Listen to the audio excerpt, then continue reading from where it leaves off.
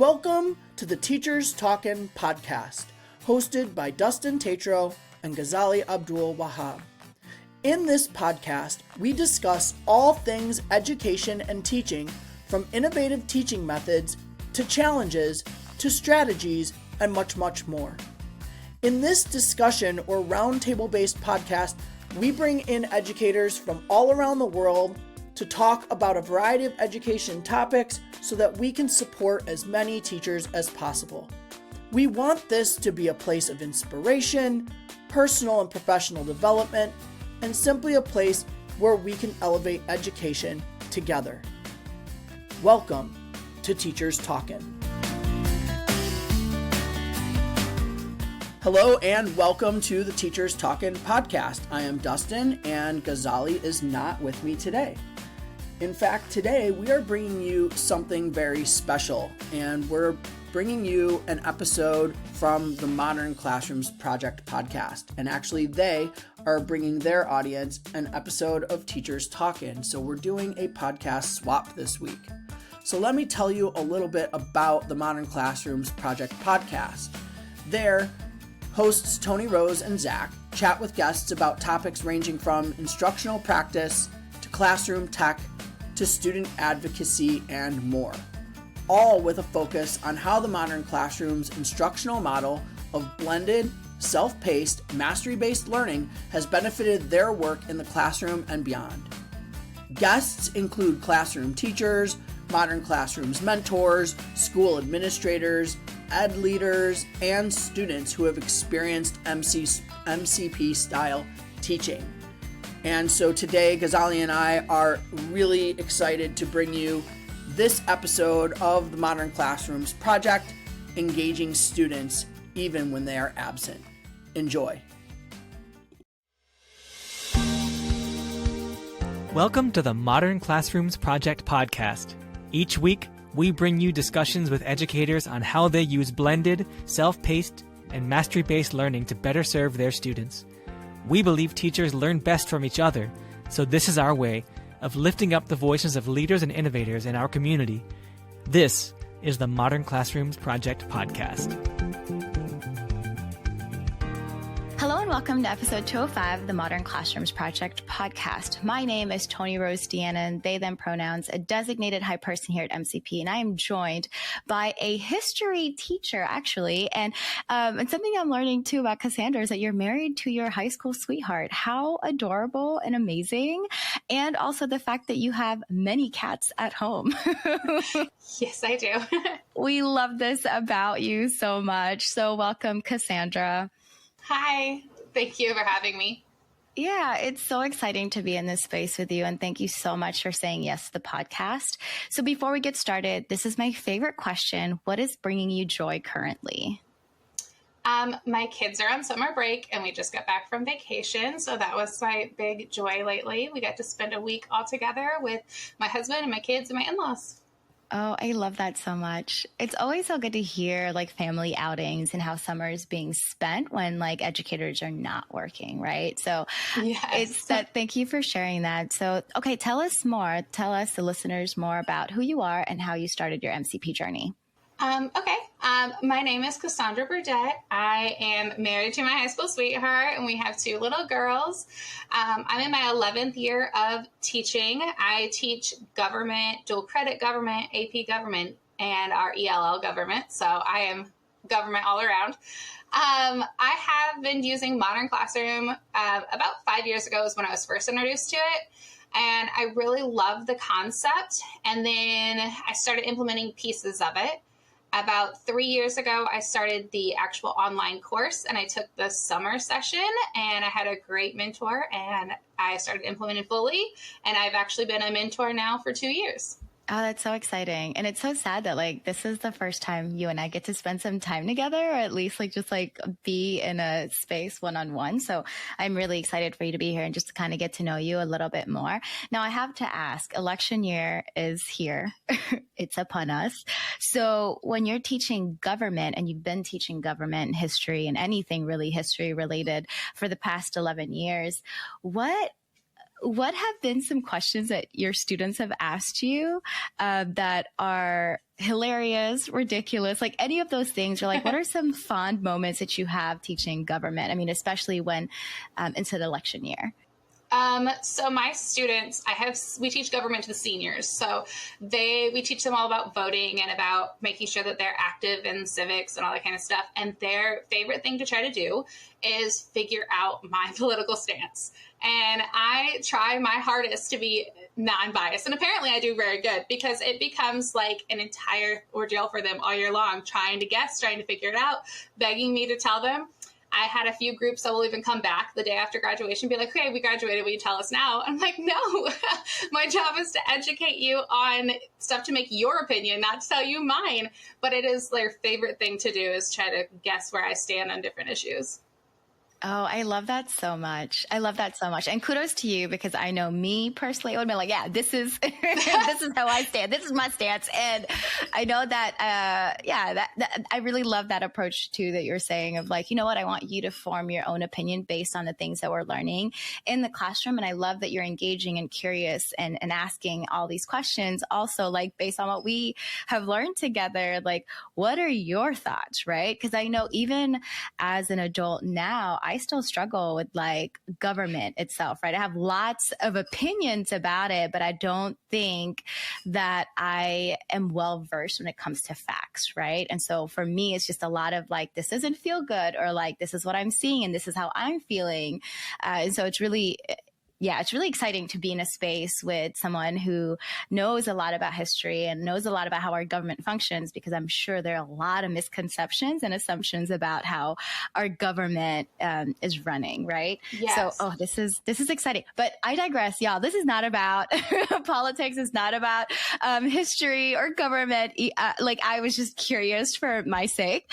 This episode is actually all about engaging students, even when they're absent. Now, I know that we have talked about chronic absenteeism. This has always been an issue, even prior to COVID, even prior to the pandemic, right? And so, but even more so now that after the pandemic, there's still a lot of kids that are missing school, right? And so let's talk about it. Like, this is such a hot topic, and so like, how does chronic absenteeism impact you personally, Cassandra? So being that I have seniors, they kind of forget how to come to school, even pre-COVID, post-COVID, like they feel like they are graduating and they're ready to leave. So senioritis is a serious thing for them. So that's when I really like the idea of getting into modern classroom, because these kids just fall up the map. And I always tell them, like, by the time winter break comes, the coming back rate is less and less, the less I see them.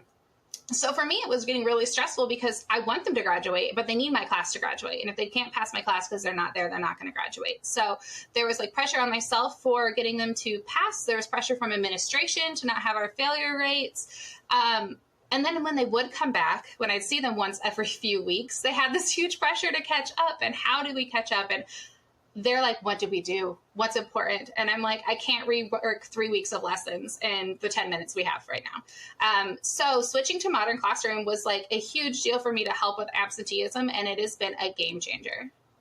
I mean, it's so right. I remember being a senior, and I definitely had senioritis. And I love this whole concept of like, our seniors just forget to go to school sometimes. And I really love that. I really, really love that, because then it's just kind of taking away the blaming game, right? Like, it's not a blame on the students. It's not a blame on the community, on the caregivers, right? Like, sometimes like our kids are just like, it's senioritis. Like, I'm almost dead. It is what it is, right? That's another reality that I think we don't often talk about. And so I hear a lot of the times too that our educators join our space, our community, because they want to do something about the chronic absenteeism, right? Where they don't actually want to penalize the students who really cannot be in school because of whatever reason, right? And then, of course, like you said, as educators, there's always a push for us to do everything that we can. And sometimes it's like things that we can't control, right? And so creating a space or creating an instructional model that is able to access or include our students who can't be in that classroom at that moment is really, really, really important. So All right. Well, how can we create an environment, a classroom environment where absent students who have not been in class for whatever reason, right, still feel connected to the learning and their peers? Because I know sometimes I hear from students who have been absent a lot, just like, I just feel lost, right? Like there's no way that I can catch up. Like you said, like how do we catch students up when they're 10 lessons behind because they haven't been there? But how do we create this space too of like, no, you're going to show up as you are, and that's okay. And here are ways that I can support you. Because I know as educators, I was really overwhelmed with their absentees and just like the fact that I always had to play catch up, but then I didn't have the time or the energy to play catch up. So yeah, Cassandra, tell us a little bit more about how you did it. So for me, it's a huge thing with visuals in the classroom, just to keep them like reminder on like what they're doing and how things are going. So I like to put up our like daily agenda that kind of tells them like where they're supposed to be, because when they've been gone for a couple days or a week or a couple weeks, depending upon their situation, they don't have any idea where they're supposed to be. And some of them don't feel comfortable asking me. So we use a slide every day that we put up, and we walk through and we talk about where they're supposed to be. We also have a giant calendar in our room that has all the dates, those hard deadlines and soft deadlines, so they can figure out where they're at. I also use a lot of seatings when we use groups or tables, so that way they are more comfortable talking to the people that they come and sit by. And they don't have to sit by the same people every day. They're allowed to move, but they can go and talk to people about where they're at and what they should be doing, because sometimes they feel uncomfortable coming to me after weeks, or they feel like they don't want to be a burden. So using a lot of visuals in the space helps cue them into what they've missed and makes them feel comfortable getting back into the routine and getting going. And I even have kids now that they've missed several days, but they know right where things are and how things are supposed to be set up, and they come in and they get started, and they know that I will see them when I walk around the classroom during the day, so they don't have to make a point to come to me. They know that it can be a conversation when I walk by, and they're not making, like, they feel like a spectacle of themselves coming in front of the class. So they know that I'm going to be around and I can talk to them, and they have an idea of what's going on when they get started. Oh, Cassandra, that just like warms my heart so much.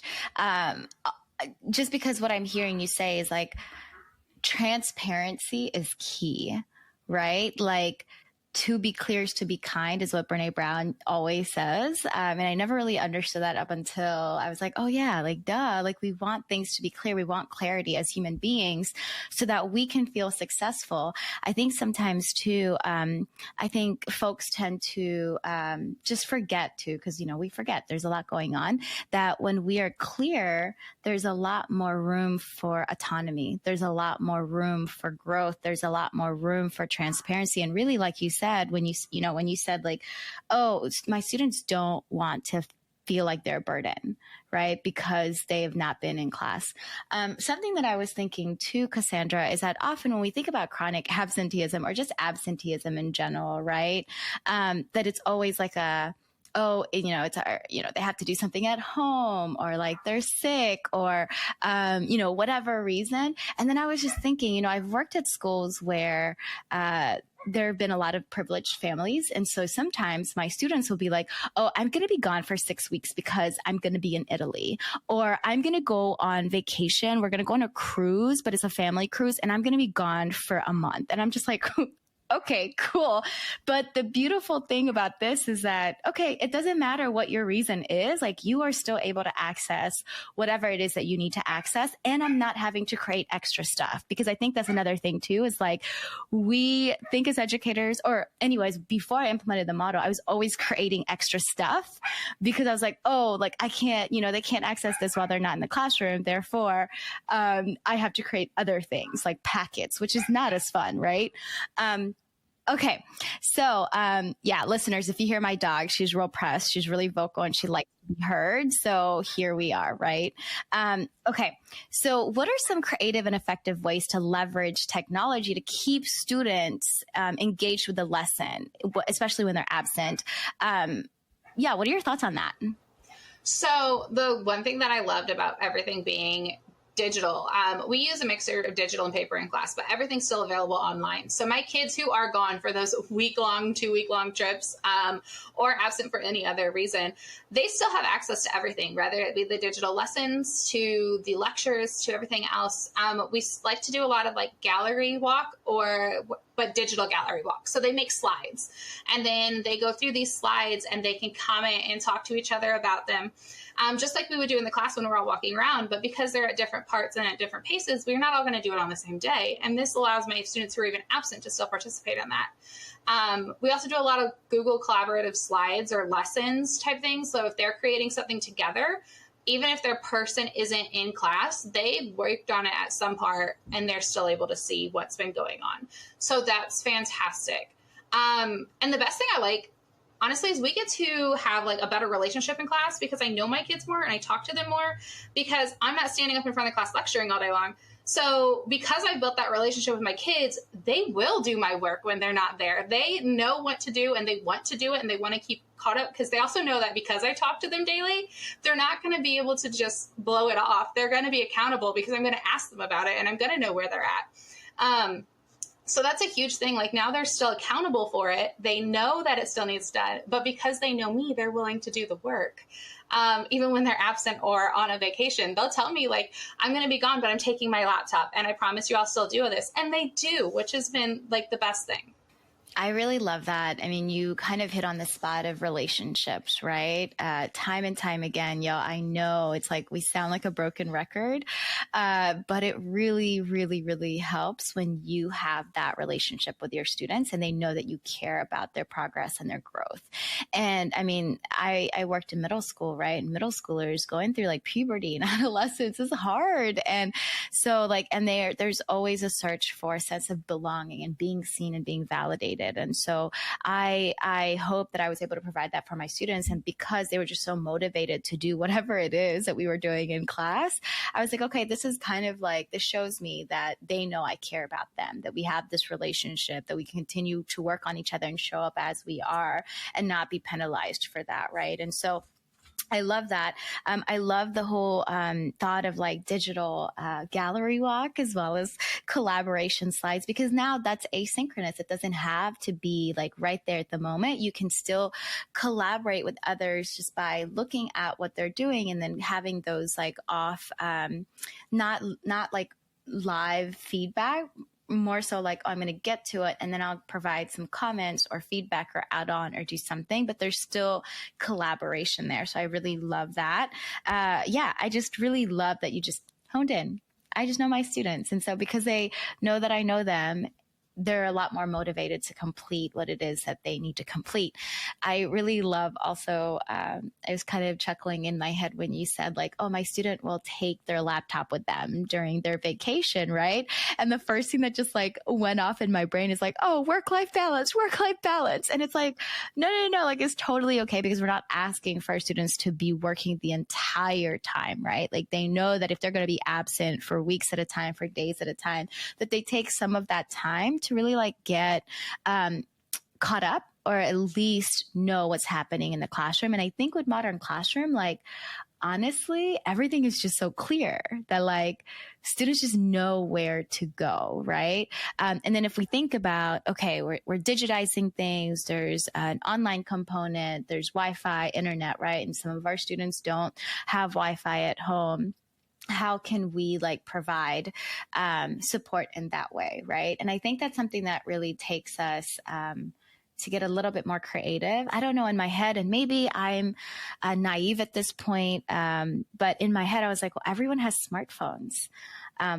Not everyone, a lot, majority of us have smartphones. Smartphones have become more and more accessible. And so in that case, like students are able to access those instructional videos in that way, right? I know that I just moved in Jonesboro, Georgia, and my sister and I went to go get a library card, priorities, right? Cassandra was like, yes. I haven't gotten my Georgia license yet or my tags changed, but I'm going to the library to get my library card.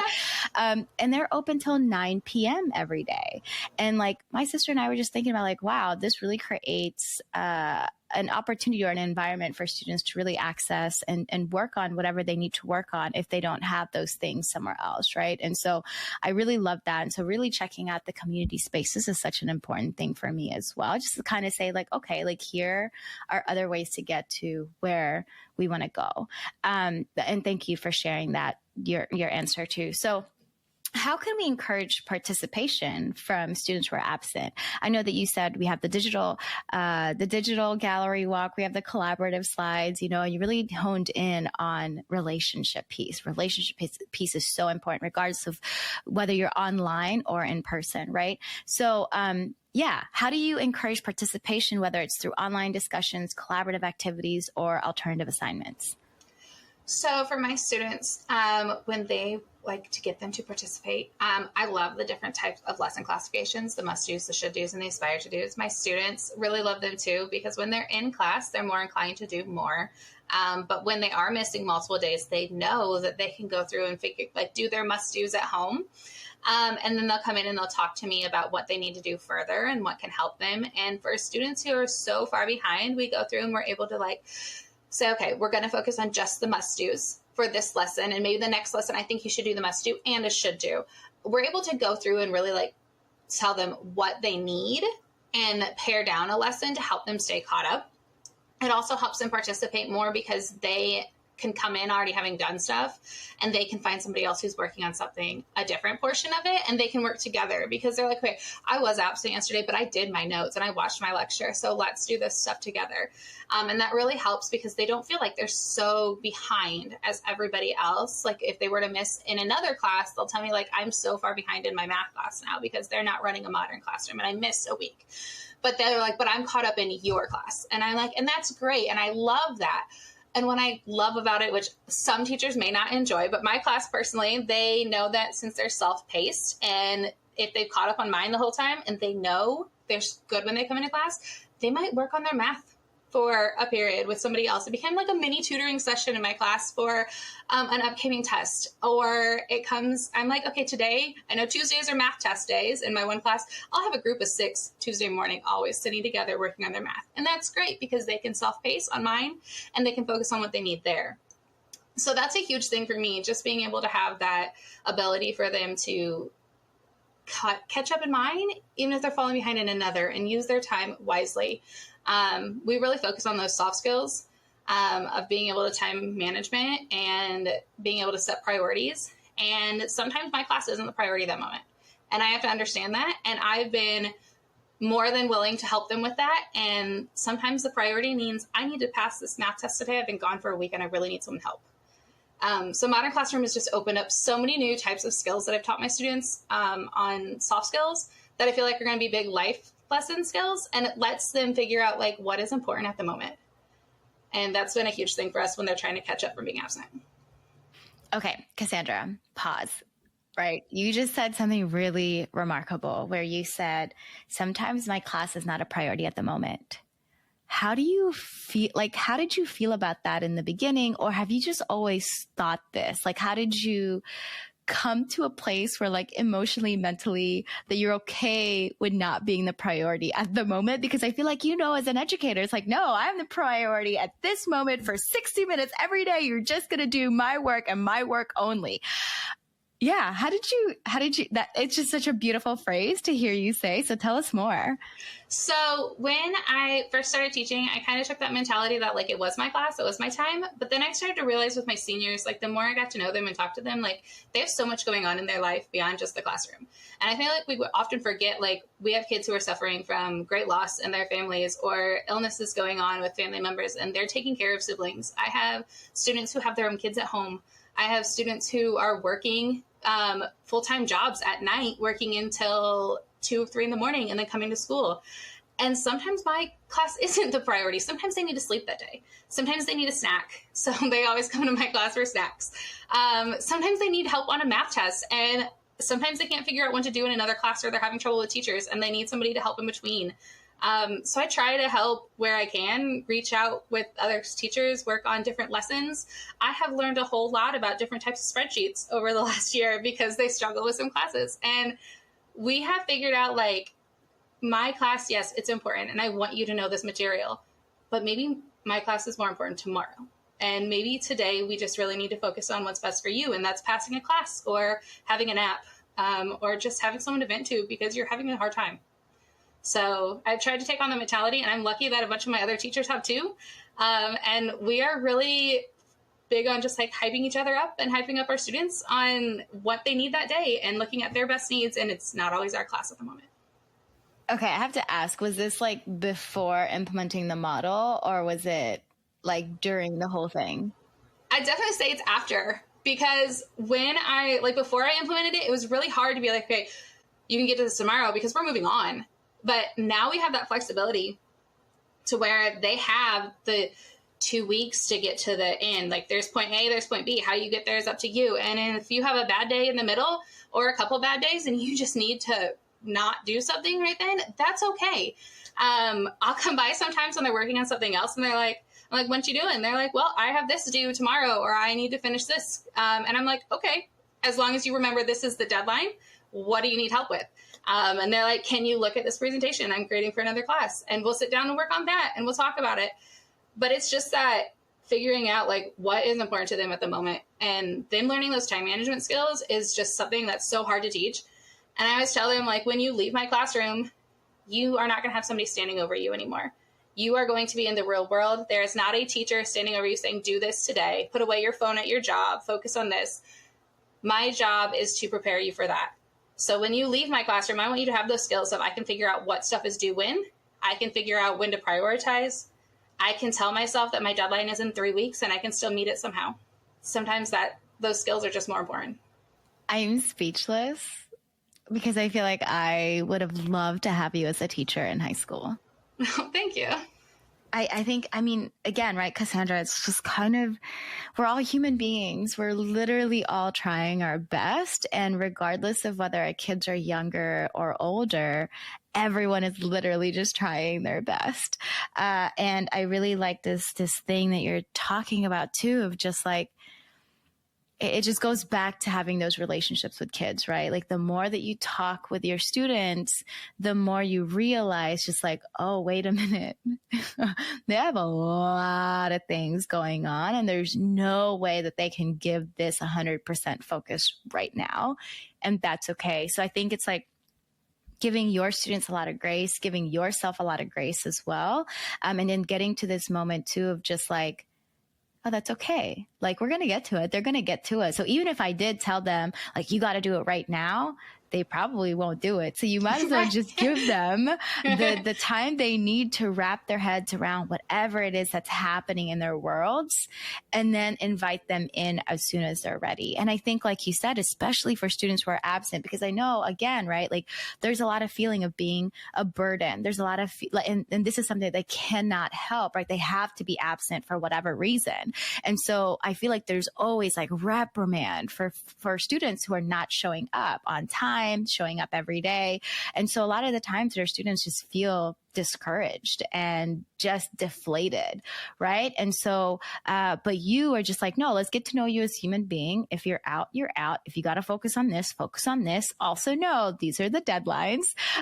Because that's kind of what I did in my classes. And I taught sixth grade. I had 7th grade for a little while. Right. So like, and they knew, I was also aware of when they had math tests, because I had a coworker who was also my bestie at the time when we were working together. She would always tell me like when their tests were. And so the kids were always talking about it. And so my students knew like, okay, like I'm going to get my English work done.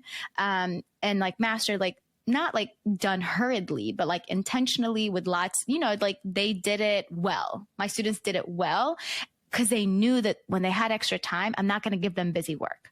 They had that extra time to just spend on whatever it is that they need to spend, right? And especially for my students who are ahead of pace, they were like, you know what? I'm going to pause right now. I'm already ahead, and I'm going to focus on this other thing that I have to do outside of this class. And I was okay with that. So I guess my follow-up question is, Cassandra, because I'm sure listeners are thinking this, is like, how did your admin feel about that? Like when they walked in and they saw, or if they realized or observed that like your students were working on math homework or whatever else, what was the response? Like, how did y'all have a communication? Were you in trouble for doing that? My admin has been really great with going into Modern Classroom. Our instructional coach actually took the course as well, so that she's able to help with it too. But like, we've talked many times about how this is what we're doing today. But not everybody's going to be on that point. Some people are going to be doing different things. Someday you're going to see math. Some days you're going to see English. So it's been a big eye opener for them to kind of get used to it, but they've understood and they see the progress and they talk to the kids, and then they come in and they're really good about talking to the kids, and the kids are like telling them what's going on. The kids will tell them like, yeah, this is what we're doing, or I've already done this though, so now I'm doing this. So the kids advocate for themselves, which I just love. Like, they're like willing to say, I know what I'm supposed to do, but this needs to be done right now. And we understand that. So it's not like the whole class is off doing crazy different things. Some are working on what we're supposed to be. Some are doing something else. It's not complete chaos when they walk in, but they do know that they are doing different things. And they've been so great about choosing when to come in too, and what they want to see. And they have to definitely evaluate a little differently now than a typical class, because I'm not standing up there lecturing. You're not going off that.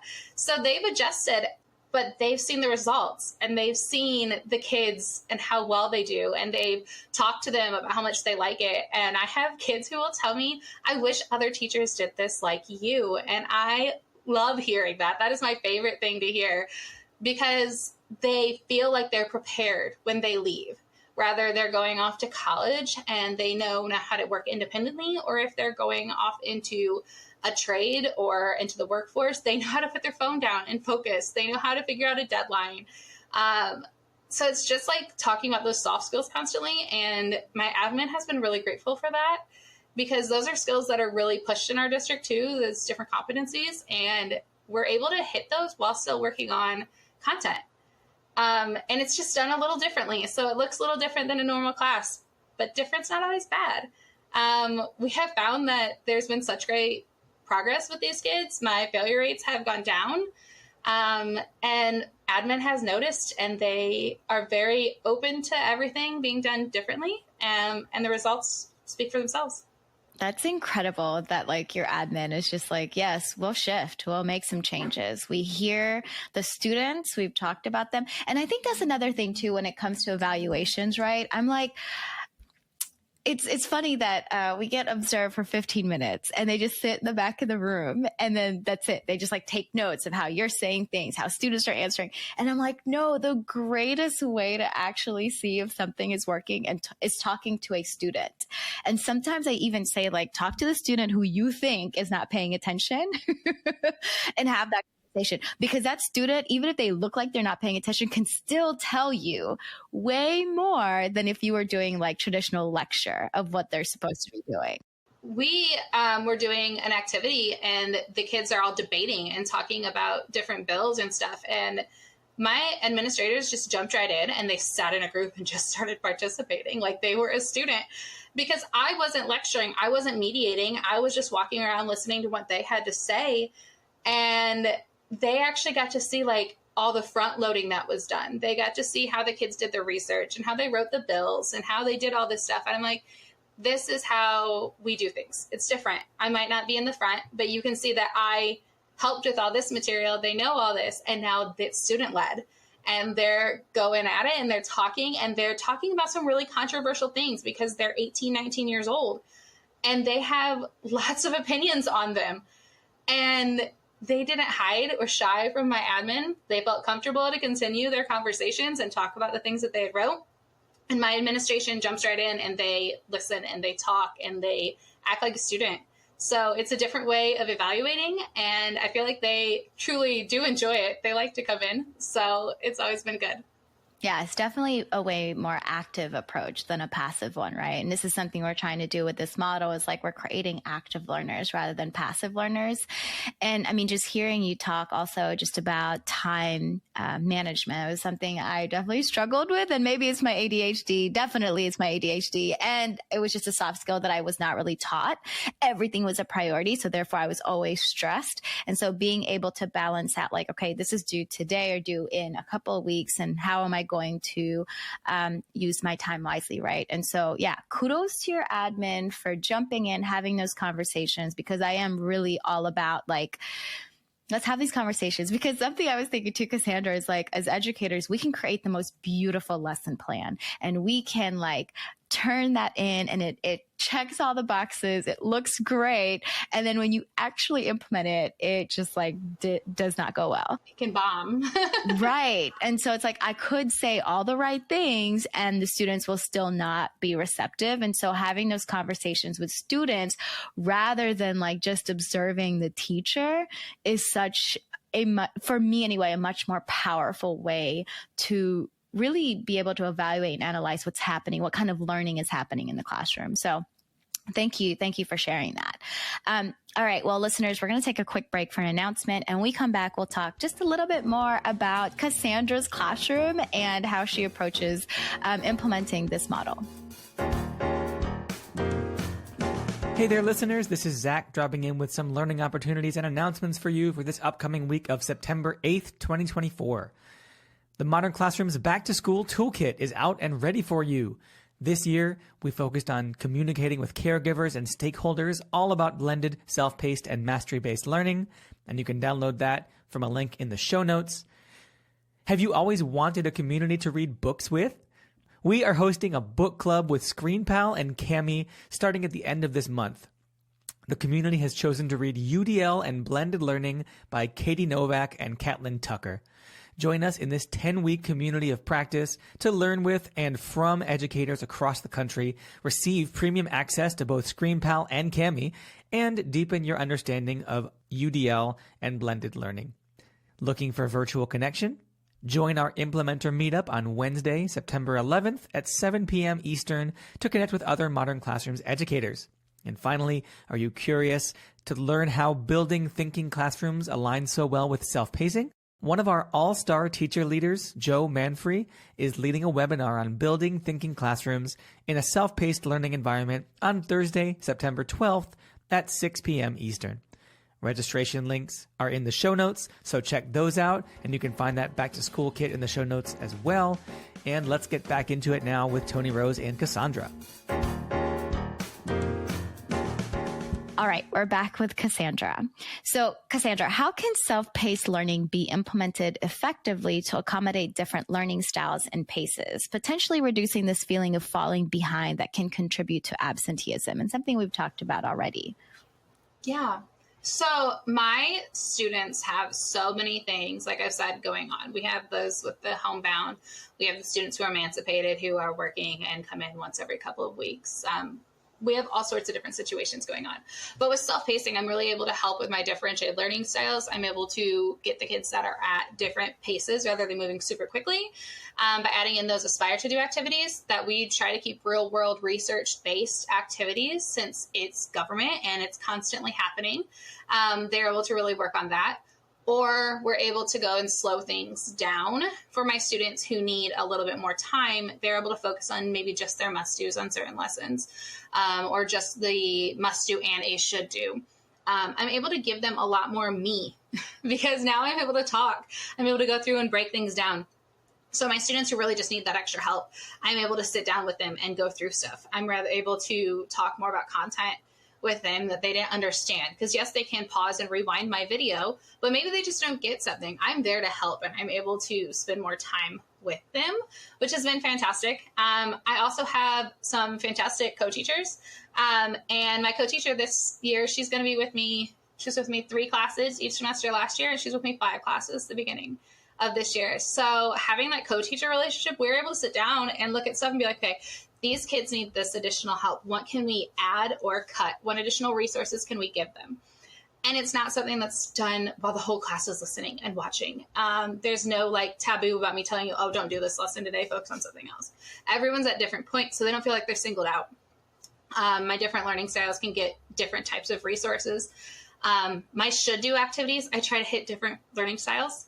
I have one where we're still talking about like the types of government at the very beginning, and they're creating a country.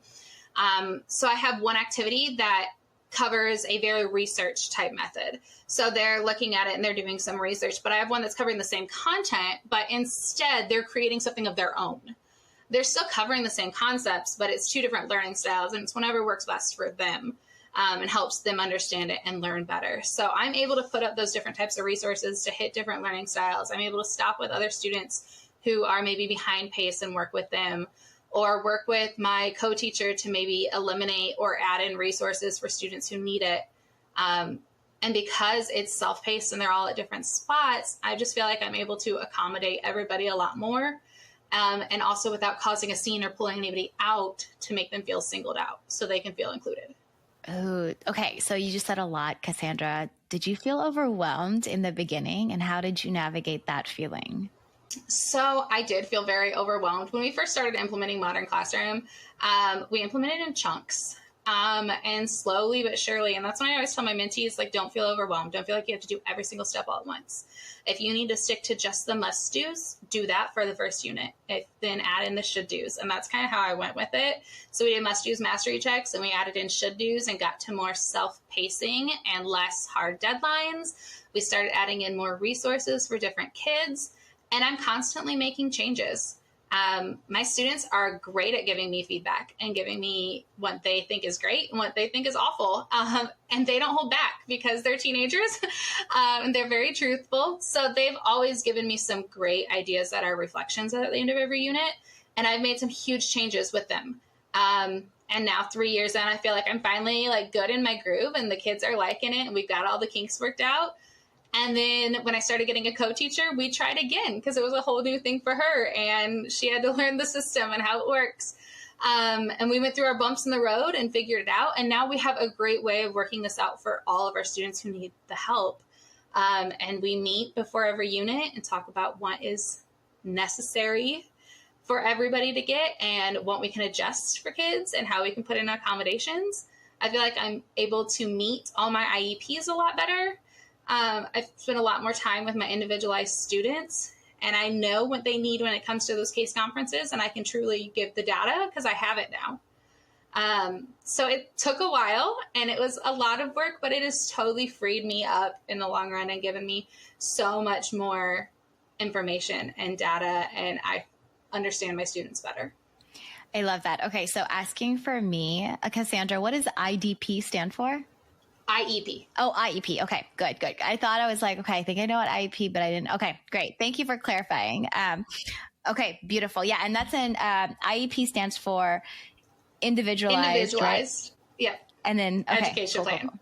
Yes, thank you. I knew that. It just like I know it comes, they go, but we've got so many acronyms in education. It's like they come and people start talking in alphabet soup when you're at meetings, and I'm like, I don't know what any of this means. And then I'm like, can you give me like a chart? Like I felt like as a first year teacher years ago, I was like, what does all this mean? I have no idea. It's so yeah. And people just kind of assume, right? Like I'm practicing on this skill of asking clarifying questions. So I'm like, if I don't know something, like, okay, I got to push myself to ask. I can't just pretend like I know. Right. Right. Okay, great. Cool. Thank you for sharing that. And I really like that you have, you just provide a lot of options for students to just showcase their mastery, to showcase what they've learned. And I'm so excited that you have a co-teacher. How did that, like you said in the beginning, like y'all kind of had like a little bit of a tension because there was a lot to learn together. But how does your I mean, I don't want you to speak for her, but also like, how does your co-teacher feel about this model? So when we first started, she had been out of teaching for a little while due to some personal reasons, and she came back. So this whole model was new to her. I'll say honestly, she was not a fan, and she knows this. She was not a fan. She didn't feel like it worked well for her kids. And it took a while and some help with some instructional coach and some other people. And we sat down and we talked a lot. And there was not always the best of days, but we have worked throughout the year to really focus on what works for the kids. And she's given me some fantastic ideas, just like my students do. It's just how to see it from a different perspective. And she's helped me make changes for them. And it's simple things like we used to have papers set by must do, should do, aspire to do. And now we staple them by lesson because it helps her students just have it all together and not have to worry about so many pieces. We've changed the way we do our tracker because it helps. And she just has such a different perspective. And I really had to be open to it because I don't always see things from that special education lens the same way she does.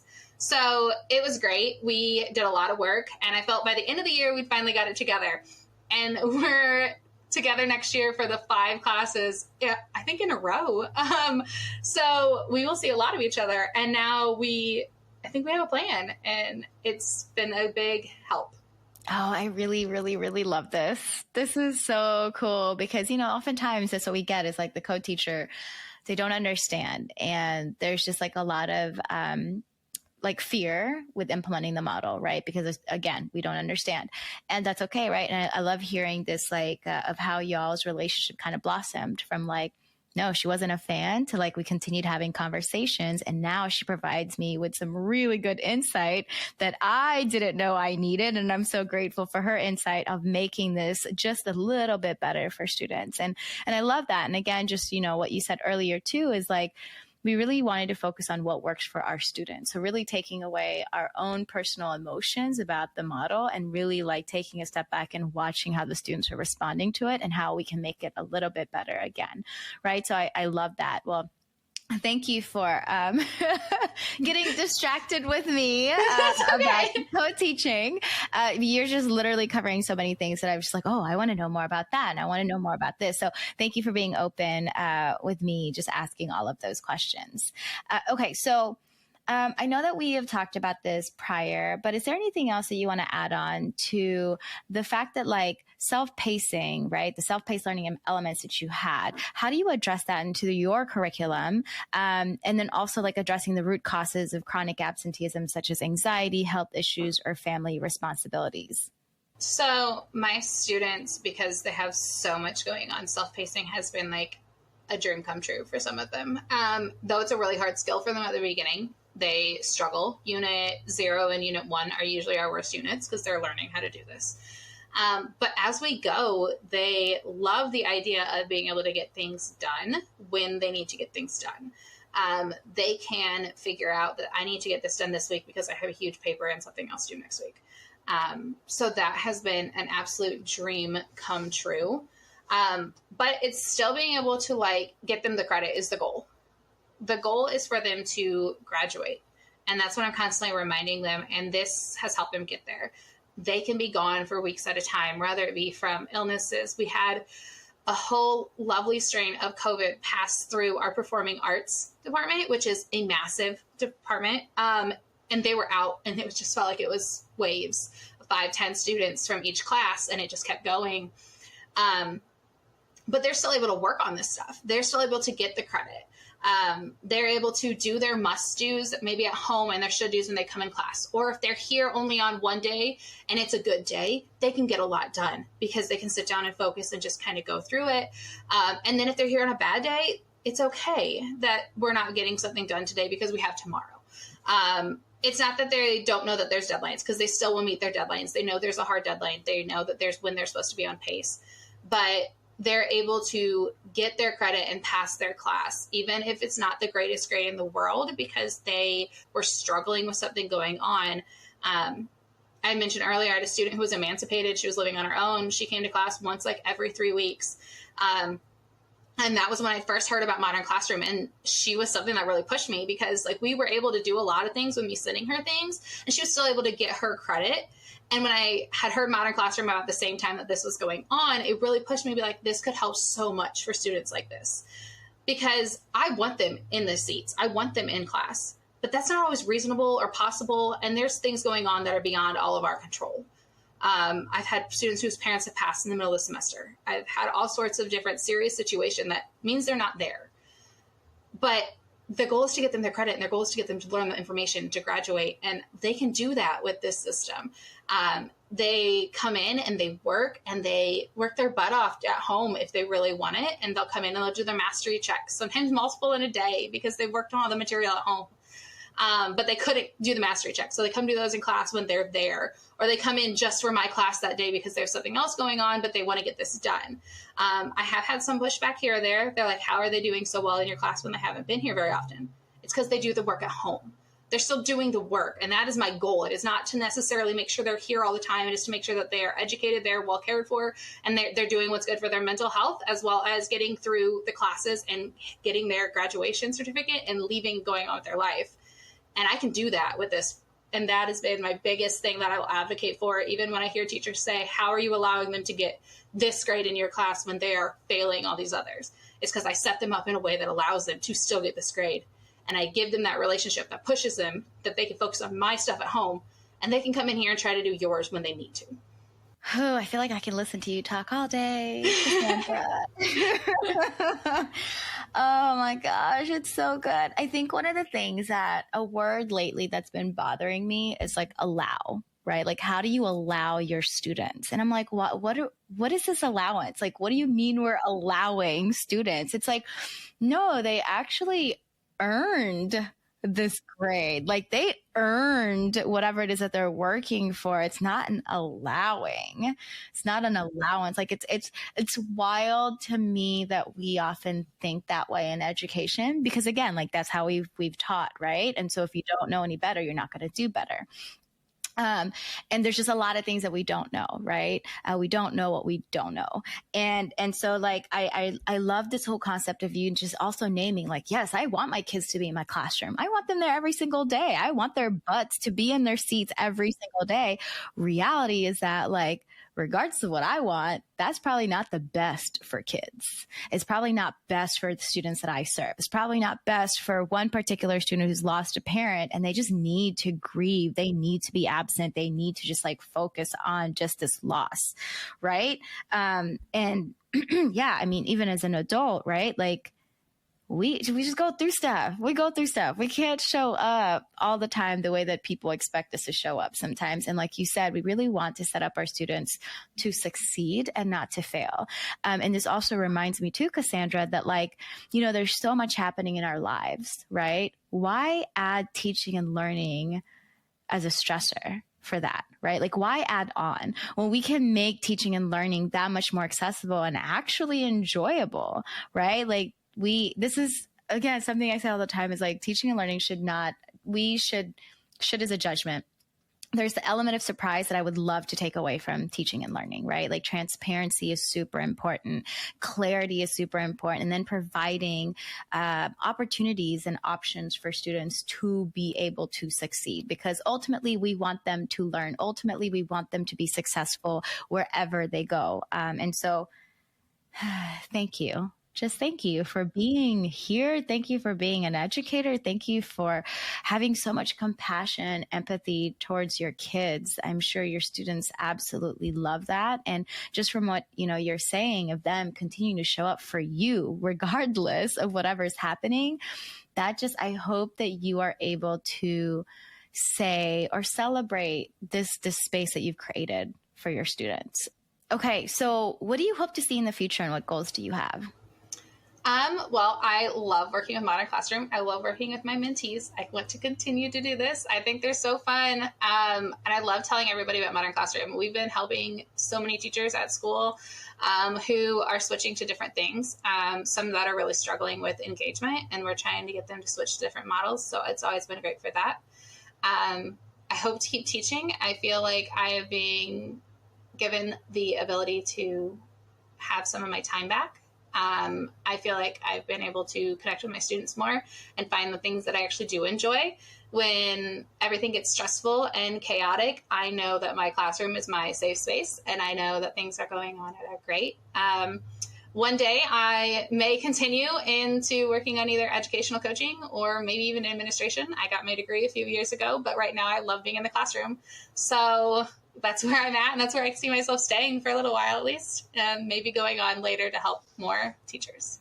Oh, I love that so much. I love to hear that, like, I'm staying in the classroom because I love it. I know it is a mess right now, and I'm staying because I love my kids. And you have this, you also have lots of options for yourself, which is really nice. One thing that stood out to me is that you have time, right? Like you have time, and that's something that we often don't have enough of as educators. And I love hearing that you have time to do whatever you please with that time. Yeah, it's been huge. Like being able to leave for the day and know that like I made it through my day and I'm able to come home and I'm able to leave my contract stuff at home, like at work, most of it, not bring it home. Not always, but for the majority of the time I am. Setting up Modern Classroom takes a lot of effort at the beginning, but it is so worth it. It's just getting you through that first semester, first year, getting into routine, but it makes such a difference. I love that. I love that so much. It makes me so happy to hear you say that, and that Modern Classroom is able to really create this space for you. And then you were able to create that space for your students. So again, just like, whew, thank you, Cassandra. And so I'm sure our listeners are just as like, oh, this was so like validating and amazing to hear and listen to. How can our listeners connect with you? So I'm not a huge socials person. I don't use it because my students, being seniors, they're on it too. But you can always contact me through my Modern Classroom email, Cassandra.Burdette@modernclassrooms.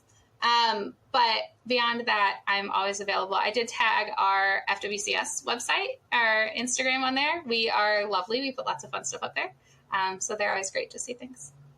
Yes, I love that so much. And kudos to you for not being on socials. One day I aspire to do that. They come, they go, but they stay mainly private because I won't let my kids get on there because, yeah, they're entertaining. Oh my goodness. Yeah.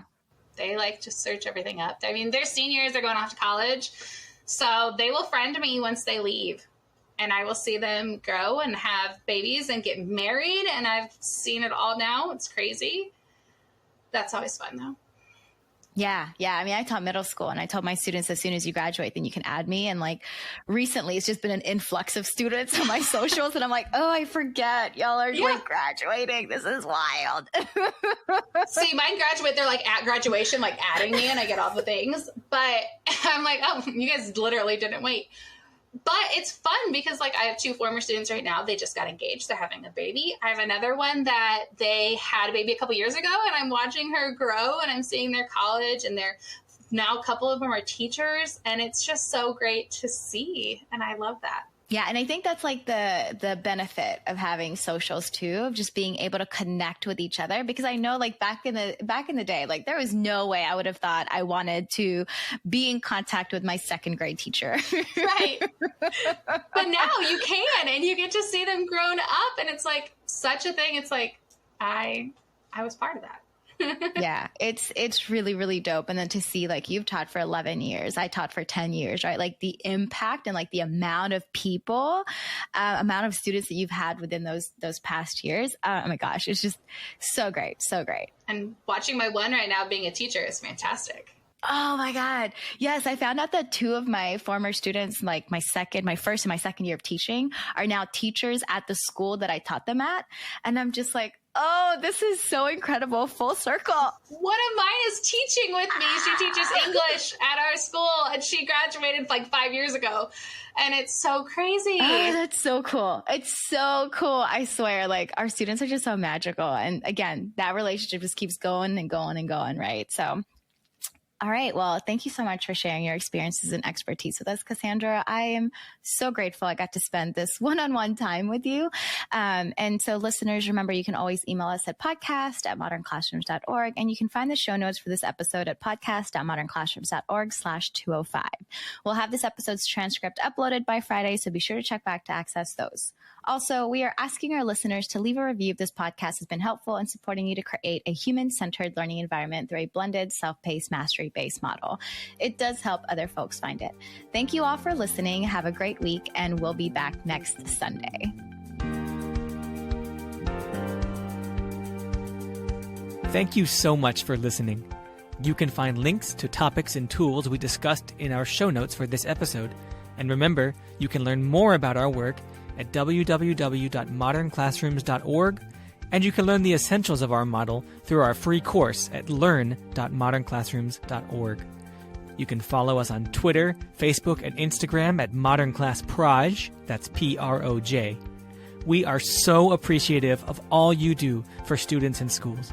Have a great week, and we'll be back next Sunday with another episode of the Modern Classrooms Project podcast.